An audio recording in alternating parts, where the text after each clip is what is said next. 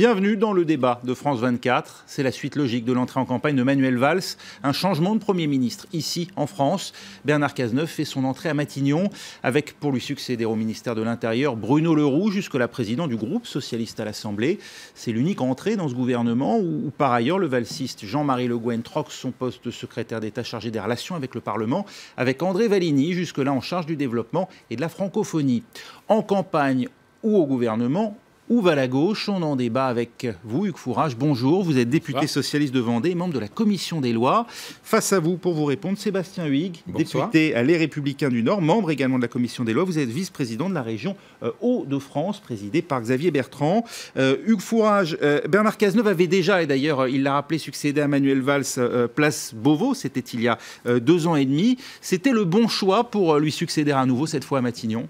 Je crois que c'est effectivement le bon choix. C'est quelqu'un qui a une expérience d'élu de terrain, qui a une expérience de ministre, secrétaire d'État au budget, aux affaires européennes, ministre de l'Intérieur. Il a montré qu'il avait le calme, le sang-froid, la rigueur, la capacité d'écoute. Donc effectivement, Bernard Cazeneuve a toutes les qualités requises pour être le Premier ministre et le chef de la majorité aujourd'hui. Donc effectivement, nous sommes particulièrement satisfaits du choix que le président a pu faire. Sans être un proche de Manuel Valls, il y a quand même des mots. Vous êtes un ami, vous êtes un frère. C'est ce qu'a dit Manuel Valls à l'adresse de Bernard Cazeneuve, même si ces deux personnalités appartiennent au départ à des, disons, des régions assez différentes de la configuration socialiste, puisque Bernard Cazeneuve a pendant longtemps été proche de Laurent Fabius. Oui.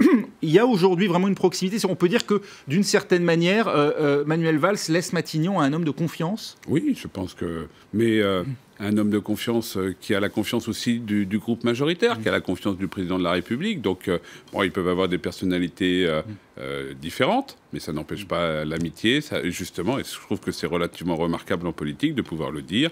Et Bernard Cazeneuve est un homme de fidélité, un homme de conviction. Donc, je trouve qu'effectivement, sa nomination aujourd'hui réjouit plutôt la majorité au Parlement. C'est donc un départ sans rupture pour Manuel Valls, contrairement à ce qu'on avait pu penser ces derniers jours de friction éventuelle avec l'Élysée. En tout cas, c'est pas ce qui semble apparaître au vu de ce remaniement. C'est bien la preuve, si vous me permettez, c'est bien la preuve que justement, on entend et on dit il y a un certain nombre de choses qui ne sont pas tout à fait vraies, y compris la capacité de François Hollande de travailler et d'avoir travaillé avec Manuel Valls et de le faire aussi dans une certaine sérénité tout à fait logique et normale. Sébastien Huyghe, quelle est votre analyse à vous de l'arrivée de Bernard Cazeneuve? En le nommant, François Hollande fait le choix de la sécurité des Français? Oh, il fait le choix de sa sécurité à lui pour la fin du quinquennat, pour les 5 mois qui restent, de quelqu'un en qui il a confiance. Bernard Cazeneuve, c'est quelqu'un qui a une belle prestance, c'est quelqu'un qui est un beau parleur. Chez nous, on dit c'est un grand parleux, mais c'est un petit faiseux, parce que quand on voit le résultat au ministère de l'Intérieur, le compte n'y est pas. Critiquer son bilan, lui, et oui, parce qu'au ministère de l'Intérieur, la délinquance n'a cessé d'augmenter alors qu'il était ministre de l'Intérieur. C'est pas moi, c'est l'organisme, l'Observatoire national de la délinquance qui le dit. Je peux vous donner un certain nombre de chiffres sur l'augmentation des violences physiques, plus 4,5%, homicide, plus 7,5%. Je vous laisse aller regarder, les téléspectateurs. Les violences faites aux personnes allez regarder. En hausse, les cambriolages en baisse. Voilà. Ils sont également en hausse sur la période sur laquelle Bernard Cazeneuve a été ministre. On a aussi sur l'immigration une chute vertigineuse de 20% de reconduite à la frontière sur le premier semestre de l'année 2016. Il a laissé, le plus grand bidonville de France installé à Calais. Alors, c'est vrai que maintenant, il a disparu, mais on l'a réparti sur l'ensemble du territoire. C'est vrai que si vous êtes sur la position de M. Wauquiez, c'est sûr que c'est pas terrible. Non, mais je ne vous ai pas interrompu, donc laissez-moi aller jusqu'au bout. Oui, mais quand on dit des contre-vérités, ça mérite quand même... Je vous ai laissé proférer les vôtres en début de débat. Je les ai dit et donc, maintenant, laissez-moi dire la vérité, parce que chacun pourra le vérifier par les organismes Sur le choix du profil. Alors vous dites que le bilan de Bernard Cazeneuve n'est pas en gros à la hauteur des lauriers qu'on lui tresse aujourd'hui. Absolument pas. Donc une forte augmentation de la délinquance. On n'est pas du tout revenu sur les lois laxistes faites par Mme Taubira. Et puis regardez. La police n'a été dans cet état d'effervescence. Vous l'avez laissé dans quel état? Jamais la police, la délinquance baissait sous Nicolas Sarkozy, elle est baissée de 14%. Les chiffres étaient trafiqués. Et donc, oui. Écoutez, alors, en termes de traficage de chiffres, vous êtes des maîtres. Attendez, Hugues Fourage. Vous êtes des maîtres puisque vous on va pas revenir. Non, on va pas revenir sur le bilan des chiffres. Pardon. De manière à ce qu'on on va pas revenir sur le bilan des chiffres. Simplement, on n'a pas de leçon. Pardon, Hugues Fourage. Pardon, Hugues Fourage. Sébastien Huyghe, on a compris que vous n'êtes pas satisfait du bilan de Bernard Cazeneuve à Beauvau. Néanmoins, sur sa réaction face aux attentats, vous considérez que là aussi, il y a eu un manquement de la part du ministère de l'Intérieur, ou est-ce qu'au contraire, ils ont bien été présents et il y a bien eu la présence policière nécessaire à ce moment-là? Il y a eu une réaction digne, mais les mesures qui ont été prises n'étaient pas à la hauteur de l'enjeu. On n'a pas tout fait. Ce qu'il fallait pour éviter les attentats. Nous avons fait un certain nombre de propositions qui ont été balayées par le président de la République, le Premier ministre de l'époque et le ministre de l'Intérieur, qui, attentat après attentat, sont venus picorer dans les propositions qu'on a faites, mais il a fallu un attentat supplémentaire pour qu'enfin on regarde un peu ce qu'avait proposé l'opposition, mais on n'est pas allé jusqu'au bout de la logique. Et puis, moi, je voudrais mettre en exergue ce qui se passe aujourd'hui dans la police, c'est-à-dire que nous n'avons jamais connu autant un phénomène de grève, de manifestation, d'une telle ampleur. Le syndicat Alliance, qui est pourtant pas réputé à gauche, salue le bilan de Bernard Cazeneuve aujourd'hui. Oui, mais regardez, aujourd'hui, c'est évident. Aujourd'hui, les policiers remettent leur habilitation d'OPJ pour manifester leur mécontentement. Aujourd'hui, il n'y a jamais eu aussi peu de candidats pour passer le concours du bloc OPJ dans notre pays. Aujourd'hui, il y a un vrai malaise dans la police française. Et c'est le bilan de Bernard Cazeneuve. Oui, Hugues Fourage, je vous laisser répondre sur le bilan de Bernard Cazeneuve et puis on passera ensuite à l'avenir. Il faut ouvrir les yeux. Mais vous avez les yeux de Chimène pour M. Valls, c'est pour M. Cazeneuve. Donc forcément, vous voyez tout non, moi, vous savez, j'essaye d'être objectif et de faire de la politique de manière sérieuse. Alors, je vais vous dire, quand vous avez détruit le renseignement territorial... Mais c'est faux, c'est un mensonge. On a rassemblé les services qui étaient en guerre des services. Je vais vous dire, même chez vous, on le reconnaît. Même chez les Républicains, on le reconnaît. C'est une faute et ce n'est pas vrai, d'ailleurs. Premièrement. Deuxièmement, chez vous, on reconnaît services pour qu'ils travaillent ensemble. Chez vous, on reconnaît. Moi, je ne sais pas, moi j'ai entendu M. Copé le dire, par exemple, sur le renseignement territorial. J'ai entendu M. Copé aussi dire... Il fait 0,3%. Il n'est pas chez vous. Donc, oui, donc il n'a pas le droit de parole et il ne dit pas la vérité. Il a voulu détruire Nicolas Sarkozy. Donc, non. Quand on regarde l'état dans lequel vous avez laissé la police et la gendarmerie, vous avez supprimé des postes. Et aujourd'hui, vous venez nous dire... Parce qu'il y avait la baisse de la délinquance. Je ne vous ai pas interrompu, si, vous m'avez interrompu. Mais je vous rends bien l'appareil. J'ai pris en compte ce que vous disiez. J'aimerais bien terminer. Quand vous avez... Vous faites des mensonges. Non. Quand vous avez diminué les crédits de fonctionnement dans la police et la gendarmerie, quand vous avez en fait détruit quelque part l'appareil de sécurité en France, il ne faut pas vous étonner qu'aujourd'hui, effectivement, les policiers et les gendarmes soient effectivement dans une difficulté qu'on a rétablie. Au bout de 4 ans et demi, c'est faux. Ils sont en colère au bout de 4 ans et demi. Plus 9 000 du gouvernement. Mais il faut du temps pour remettre des fonctionnements. Je voudrais aussi terminer quand même sur la question des... C'est encore l'héritage. Quand vous dites qu'on n'a pas pris les mesures, franchement, on n'a pas pris les mesures en matière d'attentat, quand vous avez des mesures qui sont aussi attentatoires à l'état de droit, et vous le savez pertinemment, et aussi bien que moi, je trouve que là, vous êtes quand même quelque part à côté de ce qu'il faudrait dire aux Français. Et vous n'êtes pas dans l'Union nationale. Vous n'êtes pas dans l'Union nationale. Quand moi j'entends et ce que je vois, ce qui s'est passé à Nice, dramatiquement, et qu'il y a eu une polémique qui a été alimentée de manière inacceptable, cette polémique, que les mesures avaient été acceptées et avaient été vues avec la mairie de Nice, et qu'aujourd'hui vous venez nous dire qu'on n'a pas fait tout ce qu'il fallait, je trouve quand même que là vous êtes pas juste vous n'êtes pas objectif, et vous êtes l'unité nationale. Il a volé en éclats quand M. Valls a parlé d'apartheid social, territorial. Vous êtes, et c'est ça qui est dramatique. vous êtes en train d'essayer de prospérer sur la peur. Oh, et besoin. ce en quoi vous n'êtes pas. Et vous n'êtes pas finalement responsable. Les Français, et c'est ça qui est bien dommageable, Français, parce que vous n'avez pas le droit de faire ce genre de choses. Et vous faites le terreau de d'autres, et vous le savez aussi bien. On va continuer. 3 premiers ministres en 5 ans. Alors, il y a eu, c'est pas le record, puisque François Mitterrand avait fait de même entre 88 et 93. La gauche est grosse consommatrice de chefs du gouvernement?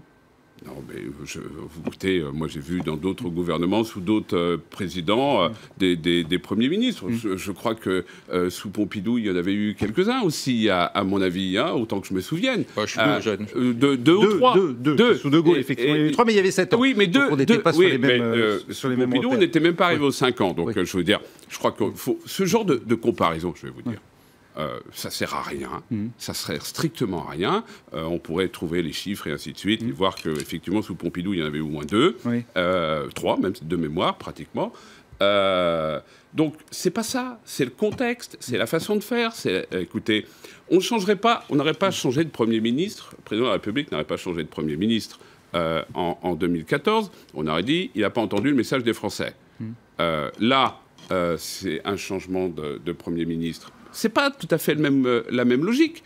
C'est Manuel Valls qui a démissionné dans une mesure de clarté, de transparence, pour se présenter à la primaire et à l'élection présidentielle. Moi, je crois qu'on peut mettre ça au crédit de Manuel Valls et faire en sorte au crédit aussi du président de la République, de dire, voilà, on a une ligne, la protection des Français, continuer les réformes. On a un homme qui connaît l'appareil d'État, qui est... j'allais dire, qui a été jusqu'à ce soir, enfin jusqu'à ce matin, le premier flic de France, eh bien, on est dans une ligne, dans une forme de continuité de la protection et de continuer l'action qui a été menée par le gouvernement de Manuel Valls. Sébastien Huyghe, si l'on en juge par les modifications très limitées d'ailleurs dans ce gouvernement, il n'y a pas de virage à gauche, pas d'œillade particulière faite à la gauche du PS. D'une certaine manière, vous êtes satisfait sur le cap politique qui sera celui des prochains mois? Écoutez, je pense qu'on est... à un moment où ce quinquennat va essayer de survivre jusqu'à la fin pendant les 5 mois qui restent. Il n'y a pas eu de cap pendant l'ensemble du quinquennat. Il n'y a pas de raison qu'il y en ait un nouveau à 5 mois de la fin. On a finalement un président de la République qui est contraint de ne pas se représenter tellement il est impopulaire et tellement son bilan est catastrophique pour notre pays. On a un Premier ministre qui a passé ces dernières semaines à essayer de pousser le président de la République dans ses derniers retranchements pour l'empêcher d'annoncer qu'il serait à nouveau candidat, et il y a réussi.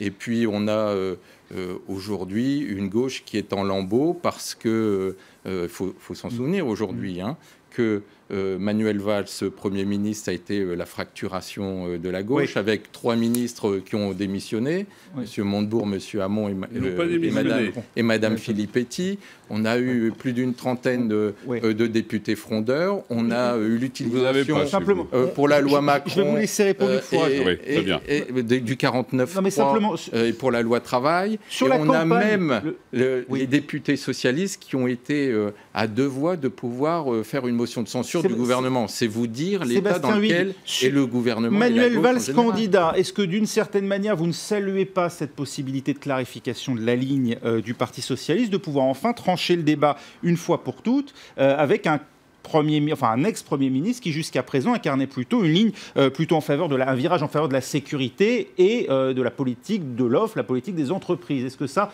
c'est pas finalement quelque chose qui peut être de nature à vous satisfaire? Écoutez, que ce débat soit enfin tranché au sein du Parti socialiste via cette primaire. C'est surtout Manuel Valls a fait le constat de gauche irréconciliable. Aujourd'hui, il veut voir ce qui les rassemble. Apparemment, il n'y a pas grand-chose. Et donc, on va voir dans cette primaire, finalement, peut-être que le Parti socialiste va pouvoir enfin faire son Bad Godesberg, comme l'ont fait les socialistes allemands il y a 30 ou 40 ans. En 59. Voilà. Rompre avec le marxisme, en gros, c'est ce que dit. Ça ne nous rajeunit pas. C'est pour vous dire comment la gauche est en retard dans notre pays. Mais je perds le choix de la social-démocratie. On peut espérer que ce choix soit enfin fait à l'occasion de cette primaire. Hugues Fourage, c'est une primaire de clarification qui s'annonce. Non, mais le choix de la social-démocratie a été fait. Je vais vous dire, franchement, mais bien sûr. Allez voir ce que dit M. Montebourg. Je vous ai écouté. Sébastien Huyghe, Sébastien Huyghe, vous avez eu la parole. On va laisser Hugues Fourage répondre dans le peu de temps qui nous reste. Après, regardez, vous parlez de gauche irréconciliable. Quand vous avez... c'est Emmanuel Valls qui en parle. Il répondait à une question, il était à Corbeil-Essonnes, il répondait à une question. Allez-y, excusez-moi, franchement. Quand on répond à une question, c'est que... Sébastien Huyghe, s'il vous plaît, il nous reste très peu de temps, on va laisser Hugues Fourage répondre. Alors, mais moi aussi. Non. Pas là.